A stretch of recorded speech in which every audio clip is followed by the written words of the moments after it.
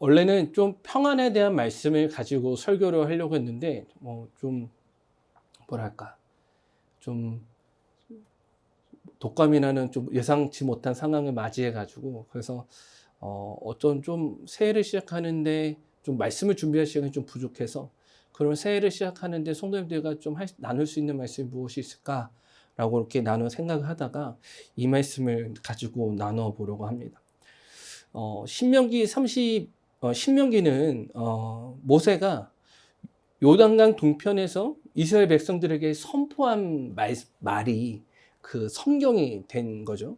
그래서 신명기가 그런 선포한 말씀이라고 해가지고 신명기입니다. 근데 이 신명기를 할 때 어떻게 보냐면 강야에서 있었던 40년을 돌아보는 회고가 기록이 되어 있고, 또 나아가서 이제 그 다음에 무엇이냐, 신명기는 무엇이 담겨져 있냐면 이제 앞으로 가나안 땅에서 우리가 어떻게 살아가야 되는지가 기록되어 있는 것이 신명기예요. 그래서 이제 이 가나안 땅에 들어가게 되면, 우리가 이제 광야 생활을 끝나고 이제 가나안 땅으로 들어가게 되면 우리가 이렇게 살아가야 한다라고 말씀을 이렇게 기록하고 있는 것이죠. 그리고 그 중에서도 오늘 이제 저와 성도님들이 읽었던 신명기 32장은 이제 모세의 마지막 당부가 담겨져 있어요. 그러니까 신명기가 한 번에 다 지어진 게 아니라 당부할 때마다 그 말씀들이 기록되어진 것이 이제 신명기인데, 거기서 이제 그 마지막에 보면 이것을 뭐라고 이야기하냐면 32장 위에, 거기 30절 위에 뭐라고 적혀 있냐면 모세의 노래라고도 되어 있죠. 그러니까 이 모세의 마지막 당부를 이스라엘 백성들은 노래를 만들어서 그렇게 불렀었던 거예요. 그래서 이 모세의 그 마지막 당부를 이스라엘 백성들은 기억하려고 했습니다. 그래서 30절에는 그 31장 30절에는 이렇게 되어 있어요. 저같이 한번 읽어볼게요. 시작. 그리고 모세가 이스라엘 총회에 이 노래의 말씀을 끝까지 읽어 들리니라. 네. 이게 그래서 이스라엘 백성들에게는 모세의 노래라고 불리는 그런 이제 그 노래로 되어 있습니다. 그래서 성경책을 보시면 이 부분만 좀만 들어가 있어요. 그죠? 이렇게 내용이 좀 들어가 있지 않으세요? 잘 아니신 분도 계시겠지만. 그래서 성경에 보시면 약간 이렇게 들어간 데 부분들은 노래나 시나 그렇게 되어 있는 부분들이 들어가 있는 거예요. 아니면 어떤 인용한 데가 이렇게 좀 들어가 있는데, 그래서 어떻게 시작이 되느냐? 오늘 이제 오늘 30 읽진 않았지만 31장 1절부터 3절까지 말씀을 한번 읽어볼게요. 시작. 하늘이여 귀를 기울이라. 내가 말하리라. 땅은 내 입의 말을 들을지어다. 2절. 내 교훈은 비처럼 내리고 내 말은 이슬처럼 맺히나니 연한 풀 위에 가는 비 같고 채소 위에 단비 같도다. 3절. 내가 여호와의 이름을 전파하리니 너희는 우리 하나님께 위엄을 돌릴지어다. 아멘. 어떻게 시작이 되냐면 이 모세의 노래는 어떻게 시작이 되냐면 아주 뭐랄까 좀 웅장하게, 뭔가 되게 시처럼, 그러니까 어떤 되게 그런 시처럼 되게 웅장하게 시작을 하죠. 근데 그러면서 무엇을 이야기하냐면 하나님께서 우리에게 하셨던 일들을 아주 이렇게 고백을 하는 거예요. 근데 어떤 일을 고백을 하냐면 하나님께서 이스라엘 백성들을 40년 전에 애굽에서 구해낸 그 놀라운 사건, 그러니까 이집트에서 이스라엘 백성들 구원해서 광야 생활을 하게 하신 그 하나님의 놀라우신 위엄을 찬양을 합니다. 그래서 그런 하나님에 대해서 이야기하는데, 그런 하나님의 놀라우신 그 출애굽의 사건을 모세는 무엇이라고 이야기하냐면 이렇게 이야기해요. 5개로 이야기하거든요. 근데 그 중에 4개가 10절에 나와요. 10절 말씀을 저와 같이 한번 읽어볼게요. 읽겠습니다. 시작. 여호와께서 그를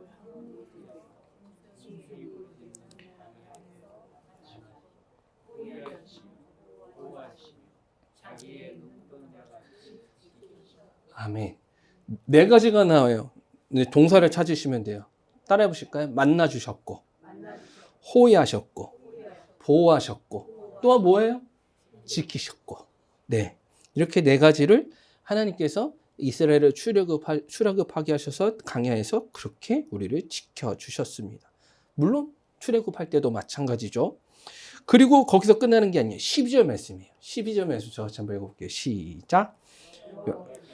홀로 그를 인도하셨고 그와 함께한 다른 신이 없었도다. 아멘. 여기서 이제 하나님께서 해주셨던 마지막 모습이 나오죠. 뭐래요? 인도하셨다. 인도하셨다라고 얘기해요. 다른 신들은 그럴 수 없었지만 하나님만이 우리와 함께 하셨다라고 이야기를 하는 겁니다. 그래서 이 모습을 모세는요 이렇게 얘기해요. 11절 말씀이에요. 읽어볼게요. 시작.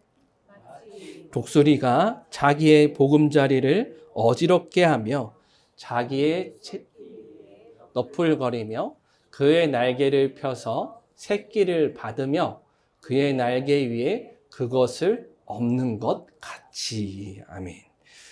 어떤 모습이에요? 독수리의 모습이잖아요. 독수리가 새끼를 다루는 모습입니다. 제가요 참 재밌게 보는 것들이 있어요. 뭐냐면 EBS 다큐를 잘 봐요. EBS 다큐가 옛날 것들을 많이 나오더라고요. 근데 옛날 거를 보니까 재밌는 게 너무 많아요. 그 중에 이제 뭐도 있게요? 독수리가 새끼를 키우는 거도 나와요. 그런 것도 나오죠. 어떻게 나올까요? 독수리는요, 새 중에 거의 최상위 포식자입니다. 저 군대 있을 때 독수리를 봤거든요. 물론 제가 근데 배운 건 이거예요. 독수리가 제 군대 있을 때 아주 좀 제 생각이 깨지는 경험을 하겠는데, 제가 최전방에 있었잖아요. 진짜 북한군이 눈앞에 보이는 곳에서 집회에서 생활을 했는데 음식물 쓰레기를 버릴 수가 없어요. 그러니까 어떻게 처리할 수가 없으니까 그냥 절벽 같은 데다 버려요. 그러면은 여기 한 몇십 미터, 한 100미터, 200미터 되는 곳에다 절벽에다 버리면 어떻게 되냐면 버리는 그 냄새를 기가 막히게 알고 독수리랑 까마귀들이 옵니다. 그러면은 와, 독수리가요 진짜 커요. 그러니까 제 키보다 더 큰 것 같아요. 진짜 아주 그냥 엄청 큰 독수리가 와가지고 막 먹어요. 더 놀라운 건 뭐냐면 그런 독수리를 쫓아내는 애들이 있는데 까마귀들도 엄청 세더라고요.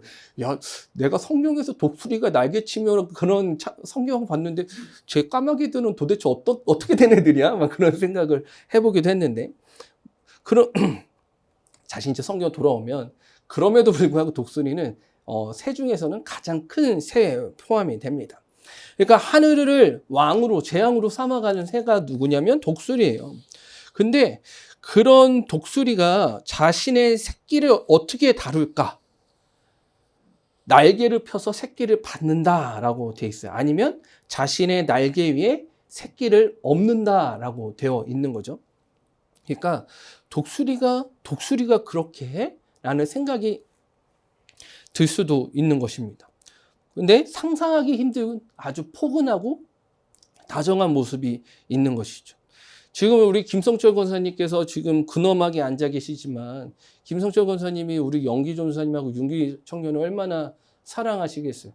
그래서 갑자기 우리 김성철 권사님께서 우리 윤기 청년을 보면서 아주 사랑스러운 모습을 보면 어이구 우리 김성철 권사님이 저런 모습도 있네 라는 모습도 생각이 들 수도 있잖아요. 모세가 이렇게 기록을 한 것은 그런 독수리와 같은 모습이 누구의 모습이냐면 하나님의 모습이다라고 되어 있어요.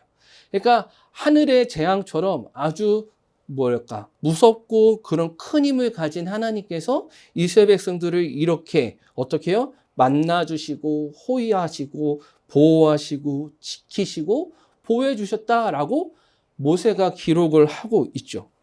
근데 11절에 좀 특별한 게 하나가 나옵니다. 무엇이 나오냐면 다시 한번 읽어볼게요. 시작. 마치 독수리가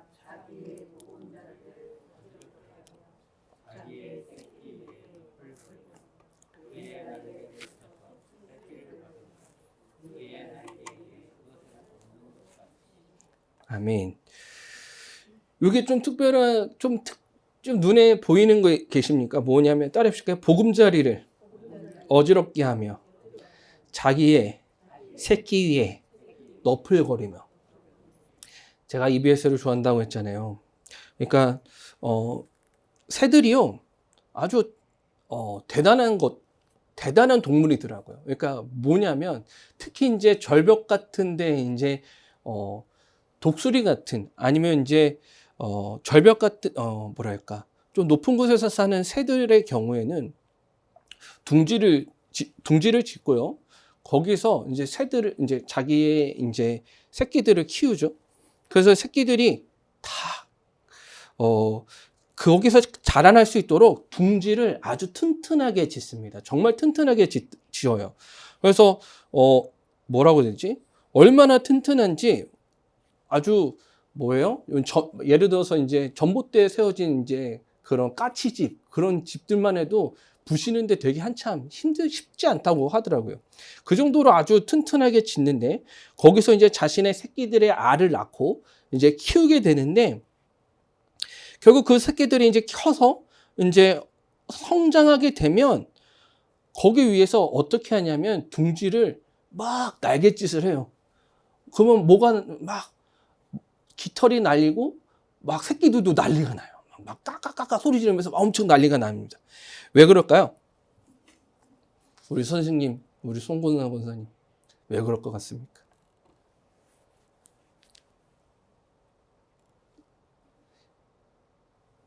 알았어요. 따라해 보실까요? 이유는 한 가지예요. 따라해 보실까요? 새끼가 떠나야 할 때가 되었습니다. 떠나야 될 때가 된 거예요. 그러니까 독수리도 그 새끼도요, 이제 어미만해졌어요. 어미만해졌고, 날개도 많이 커졌어. 근데 계속 엄마한테 먹이 달라고 하는 거예요. 근데 엄마도 독수리가 계속 먹이를 가져와 줘도 이게 이제 엄청난 거예요. 그러니까 이제 떠날 시점이 된 거죠. 그래서 어떻게 하냐면 그렇게 둥지를 어지럽힌 거고, 야 이제 또 떠나야 된다. 그러면 꽉 하면서 계속 안 떠나요. 거기 앉아 있는 것이죠. 요게 이제 성경에 보면 너풀거리다라고 하는 이 단어에 쓰인 히브리어가 있어요. 뭐냐면 따라해 보실까요? 라흐아프. 라흐아프예요. 이게 무슨 뜻이냐면 흔들다, 어지럽히다, 움직이다 라는 뜻을 가지고 있어요. 그러니까 새끼 위에 너풀거린다라는 말은 어미새가 막 이렇게 한다는 말은 뭐예요? 이제 너가 그 둥지 안에서 이렇게 소란을 피면서 소란을 계속 피는 거예요. 그러니까 너 떠날 때가 됐어 이렇게 얘기를 하는 것이죠. 독수리가 이렇게 날개로 너풀거리는 이유가 있어요. 뭐냐면 그렇게 뭐랄까 둥지를 어지럽히게 하는 것도 있지만 또 다른 한 가지가 있는데 뭐냐면 자신에게 이 날갯짓을 통해서 누가 배우기 원해요? 새끼가 배우기 원해요. 네. 새끼가 그 어미새의 그 날갯짓을 보기 원하는 거죠. 그래가지고 어떻게 하느냐? 독수리가요. 어떻게 하냐면 그렇게 막 난장판을 치다가 어떻게 하냐면 그 둥지 좀 먼 곳에 여기가 둥지면 한 저기 헝금함 있는 쪽 저쪽에다가 무엇을 갖다 놓게요? 먹이를 갖다 내요. 네, 먹이를 갖다 내요. 먹이를 갖다 놔서 저기서 계속 보게 놔둬요. 그러면은 새끼가 달라고 와 소리 질러요. 갖다 주게요? 안 갖다 주게요? 안 갖다 줘요. 그럼 어떻게 하냐? 그냥 거기다가 절벽에 떨어뜨려. 절벽에 떨어뜨려. 그러면 이제 난리가 나는 거야. 새끼가 까까까 하면서 소리가 나. 그러다 다시 주워와요. 그러더니 거기서 또 먹이를 보면 와 와서 이렇게 소리 지르다가 그런 거죠. 그러니까 그러면 어떻게 하냐? 또 이제 아빠 독수리는 어떻게 하게요? 아빠 독수리는 날면서 계속 불러요. 까까까까 소리, 까마귀처럼 제가 까기라고 해서 좀 이제 까마귀처럼 들릴 수도 있지만, 독수리가 소리를 질러요. 독수리가 막 소리를 지르니까 그 새끼도 결국 어떻게 해요? 그 얘기를 듣고 날라요. 그래서 어떻게 되느냐? 그때 처음 이제 하늘을 날게 되는 거예요. 그 새끼들이 그것을 보면서 날기 시작을 하는 거죠. 제가 왜 이 이야기를 하냐면 독수리가 그렇게 날게 될 때 자신의 원래의 모습을 알게 됩니다. 독수리는 어디에 있어야 돼요? 하늘에 있어야죠. 하늘에서 날아서 하늘의 재앙과 같은 그런 모습으로 살아가야 합니다. 근데 둥지 안에서만 있었으면 어떻게 될까요? 둥지 안에 있으면 결국 죽게 되는 거예요. 날지 못하니까. 근데 이 모습을 보면서 저희가 한번 비유를 해보자고요. 무엇을 비유해봤으면 좋겠냐면 한번 독수리의 모습이 하나님의 모습이라고 생각을 한다면 오늘 말씀에 나와 있는 이 모세의 그 말은 우리에게 놀라운 것을 알게 해주죠. 뭐냐면 이스라엘은 이집트를, 애굽을 떠날 때가 되었을까요? 안 되었을까요? 떠날 때가 된 거예요. 떠날 때가 되었어요. 근데 이집트에 살았던, 애굽에 살았던 이스라엘의 모습은 어떤 모습이냐? 그런 다 큰 새끼 독수리인데 떠나고 싶어 하지 않는 독수리의 모습이었어요. 왜냐하면 그곳은 너무나도 좋은 땅이었어요. 먹을 것도 많고 잘 것도 있고 따뜻하고 그런 축복이 많은 땅이었어요. 그리고 이스라엘 백성들이 가야 된 곳은 어디였냐? 광야와 같은 땅이었어요. 광야. 그냥 먹을 것이 없고 물도 없는 그런 힘든 곳. 그래서요, 이스라엘 백성들이 애굽을 떠나서 했던 것이 있는데 뭐였냐면 출애굽기 16장 3절에 이렇게 되어 있어요. 읽어볼게요. 시작. 이스라엘 자손이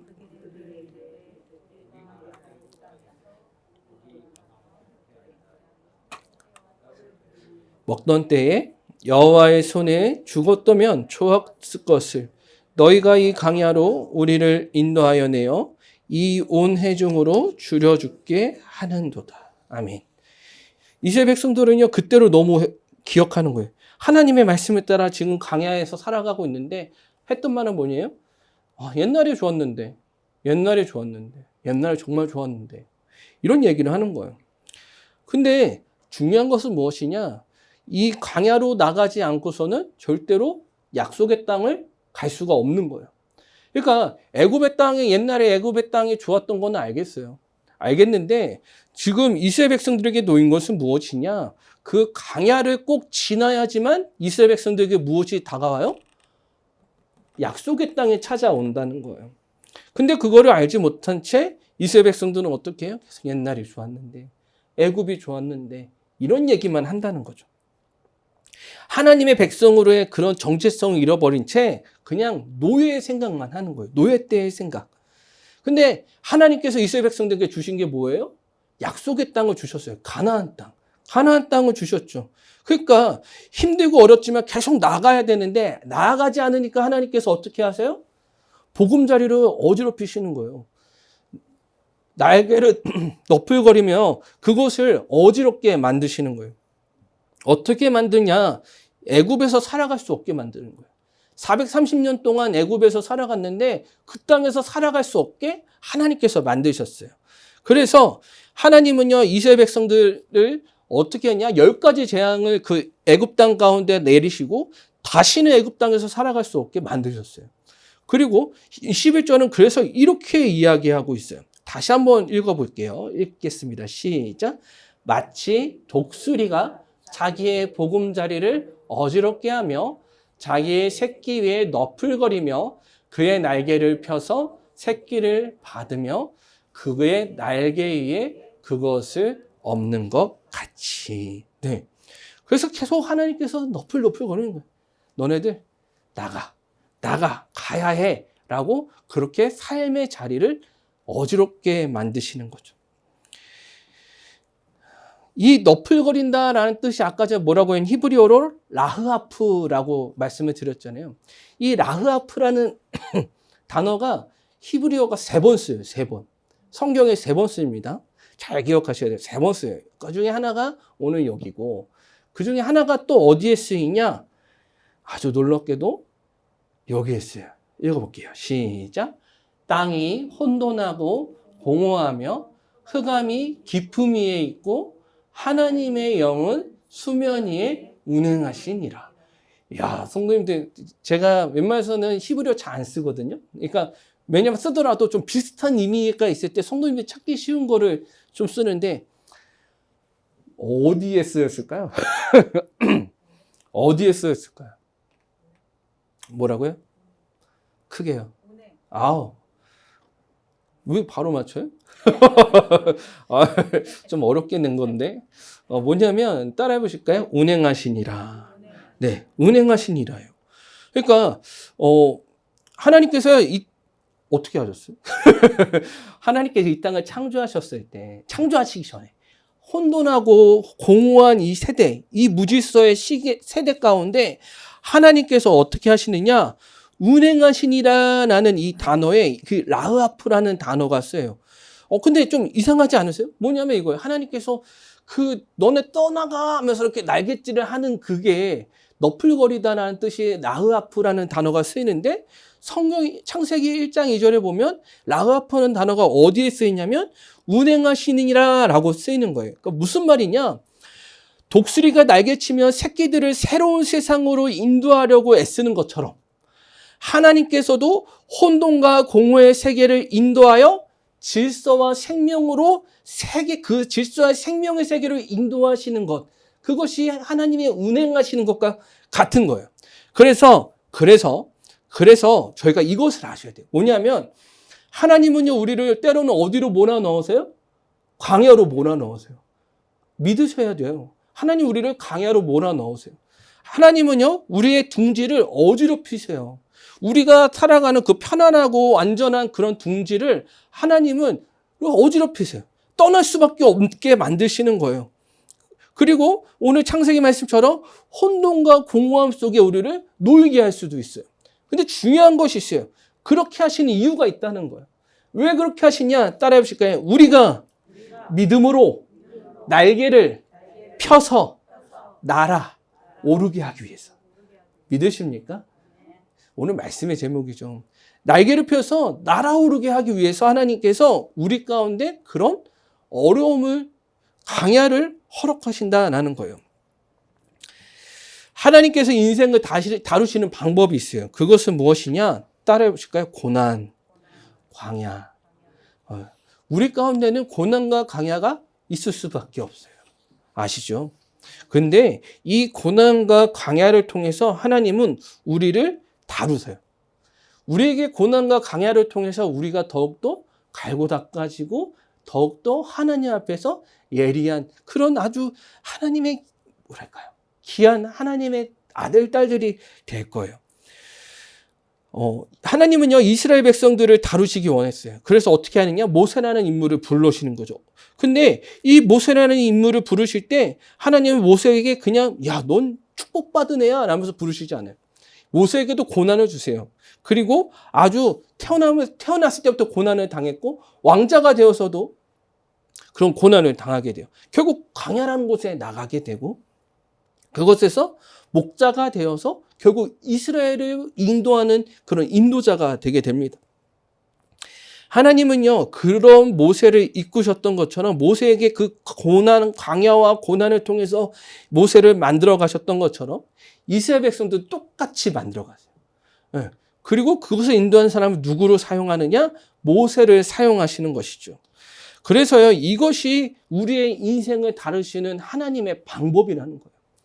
모세를 그렇게 마치시고 만들어 가시고 영혼을 끌어갈 수 있는 그런 목자 같은 인생을 만들어 가셨던 것처럼 우리의 인생도 하나님께서 맞게 만들어 가신다는 거예요. 우리에게 구체적인 방법과 상황 등은 다 다르게 나타나겠지만 그 하나님의 고난과 광야를 통해서 우리를 만드시고 단련시키신다는 그 원리는 다를까요? 아니지. 다를까요? 같을까요? 같아요. 같을까요? 하려는데 다를까요가 나왔어. 제정신이 아닌 거예요, 지금. 같아요. 네, 같아요. 그래서 이 고난과 광야를 통해서 우리의 인생을 다루시고 그리고 그 방법을 이루내시는 곳이 어디냐? 광야예요. 그래서 근데 중요한 것이 있어요. 하나님께서 우리에게 광야의 삶을 경험하게 하시고 고난의 삶을 경험하게 하시는데 그러면 우리는 그럼 하나님을 왜 믿어야 됩니까? 라는 그런 생각이 들 수 있잖아요. 근데 하나님께서 놀라우신 말씀이에요. 뭐냐면 하나님은 둥지 바깥으로 내모시는데 그냥 내몰기만 하냐는 거예요.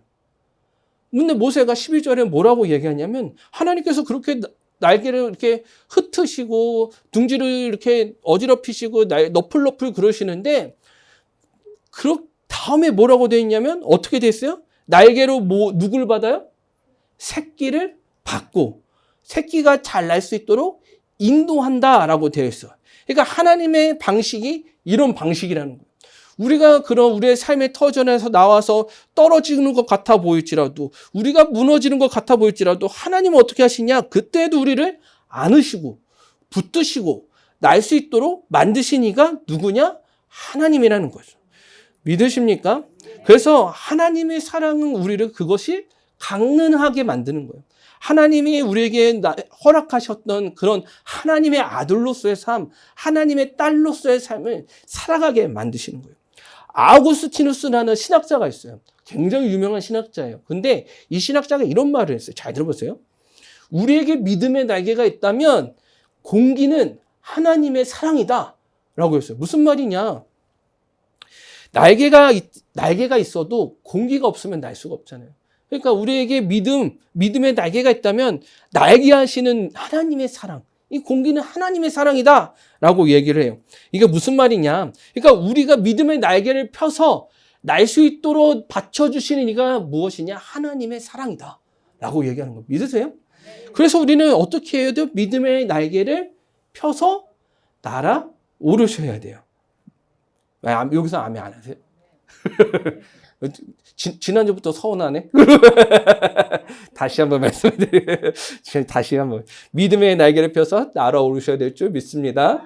요즘에 계속 왜 아멘 안 하세요? 이게 너무 서운하네. 성도님들, 우리에게 중요한 것이 있어요. 우리의 삶이 강야로 내몰릴 것 같으세요? 그리고 혼돈과 공허 가운데 있을 것 같으십니까? 그러면 하나님께서 지금도 하나님의 방식대로 잘 인도하고 계시다라는 그 믿음을 가지시는 데 부족함이 없는 저와 우리 성도님들 되시기 바랍니다. 아멘. 네. 하나님은 우리가 날아오르길 원하세요. 둥지에 있으면 편해요. 애굽에 있으면 편합니다. 근데 하나님께서 우리에게 막 약속하신 모습이 있어요. 약속하신 땅이 있고 약속하신 모습이 있어요. 둥지 안에만 있으면, 애굽에서만 있으면 우리는 약속의 땅을 경험하지 못하고 그런 독수리로서의 삶을 살아가지 못해요. 근데 그 두려움을 딛고 둥지 아래로 떨어지고자 한다면, 두려움을 딛고 나아가게 된다면 우리가 그 강야 가운데서 맞서는 삶을 통해서, 혼돈과 공허를 맞서는 삶을 통해서 그 믿음을 경험하면서 우리는 하나님의 그 약속의 땅을 경험하게 될 것이고, 하나님께서 우리에게 허락하셨던 그 하나님의 아들로서의 삶, 하나님의 딸로서의 삶을 경험하게 될 줄 믿습니다. 그래서 용기와 믿음을 가지고 믿음의 날개를 펴고 나아갈 수 있는 저와 우리 성도님들 되시길 바라요. 아멘. 네, 그렇게 나아가실 수 있는 저와 우리 성도님들 되시길 바랍니다. 하나님의 나라에 도착할 때까지 힘차게 나아가실 수 있는 저와 우리 성도님들 되시길 바랍니다. 기도하실게요.